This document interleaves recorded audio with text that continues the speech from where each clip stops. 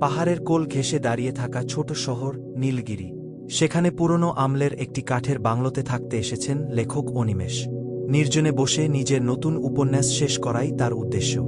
বাংলোটা একটু নির্জন জায়গায়, চারপাশে পাইন আর দেবদারু গাছের জঙ্গল।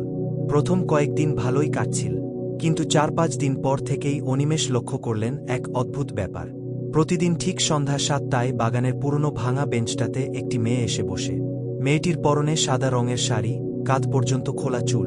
কুয়াশার কারণে মুখটা স্পষ্ট দেখা যায় না। একদিন সাহস করে অনিমেষ বাগানে গেলেন। মেয়েটির সামনে গিয়ে দাঁড়ালেন। অনিমেষ জিজ্ঞেস করলেন, আপনি কি এই আশেপাশেই থাকেন? প্রতিদিন দেখি আপনি এখানে বসে থাকেন।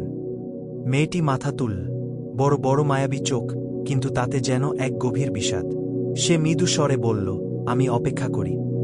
কার জন্য? অনিমেষের কৌতূহল বাড়ল। সে আসবে বলেছিল। এই নীলগিরির কুয়াশা যেদিন সবচেয়ে ঘন হবে, সেদিন সে ফিরে আসবে। এরপর প্রায় প্রতিদিন সন্ধ্যায় তাদের কথা হতো। মেয়েটি নিজের নাম বলেছিল মায়া। মায়ার কথা বলার ধরন ছিল অদ্ভুত সুন্দর, যেন কোনো পুরনো কবিতার বই থেকে শব্দ উঠে আসছে। অনিমেষ খেয়াল করলেন, মায়া কোনোদিন বাংলোর ভেতরে ঢোকে না, আর ঠিক রাত 8টা বাজার আগে